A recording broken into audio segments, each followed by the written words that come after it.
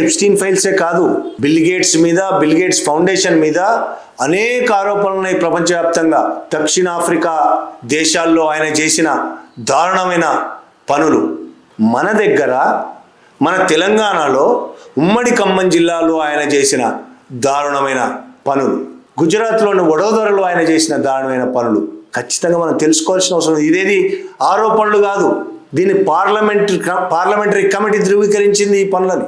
ఆడవాళ్లలో వచ్చే గర్భాశయ ముఖద్వారం మీద వల్ల వచ్చే క్యాన్సర్ ఉంటుంది.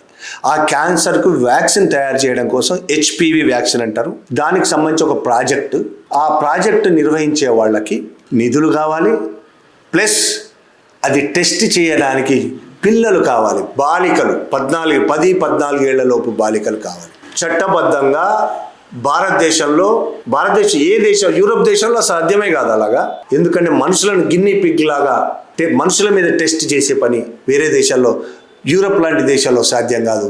ఏమైనా సాధ్యమైతే దక్షిణాఫ్రికా దేశాల్లోనూ మన లాంటి పేద దేశం అనాల్సిందే దీన్ని. ఇటువంటి దారుణమైన సంఘటనలు మన దగ్గరే జరుగుతాయి. దానికి ఆ ప్రాజెక్టుకి బిల్ గేట్స్ ఫౌండేషన్ కూడా ఆ ప్రాజెక్టుతో కలిసి ఖమ్మం జిల్లాలో భద్రాచలం, కొత్తగూడెం ఏరియాలో ఆదివాసీ పిల్లలు చదువుతున్న హాస్టళ్లలో వేల మంది, దాదాపు 8,000 మంది, 14,000 మంది నుంచి 24,000 మంది, అంటే 24,000 మంది మొత్తం 2 రాష్ట్రాల్లో, మన రాష్ట్రం అటు గుజరాత్ వడోదరలో కూడా ఇదే జరిగింది. 2 రాష్ట్రాల్లో కలిపి 24,000 మంది బాలికలకు ఈ వ్యాక్సిన్ డోసులు ఇచ్చారు, అంటే పరీక్షలు చేశారు. 24,000 మంది బాలికలకు అనుమతులు ఉన్నాయా?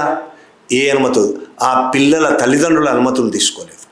ఆ పిల్లలకు తెలియదు ఎందుకు ఇస్తున్నారో కూడా, తమకు ఆ వ్యాక్సిన్ ఎందుకు ఇస్తున్నారో పిల్లలకు తెలియదు.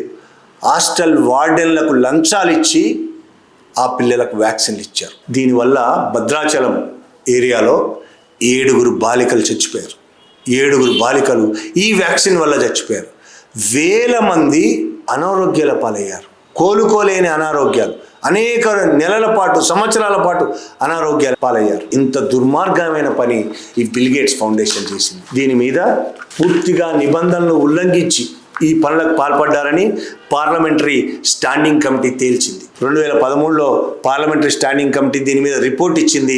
ఆ ప్రాజెక్టును మొత్తం రద్దు చేసింది, ఆ పనులు చేయడానికి వీల్లేదని చెప్పింది. 2010లో కేంద్ర ప్రభుత్వం, 2010లోనే ఈ రిపోర్ట్ రాకముందే కేంద్ర ప్రభుత్వం 2010లోనే ఈ వ్యాక్సిన్ ట్రయల్స్ నిషేధించింది. సుప్రీంకోర్టులో కూడా దీని మీద కేసులు నడిచాయి.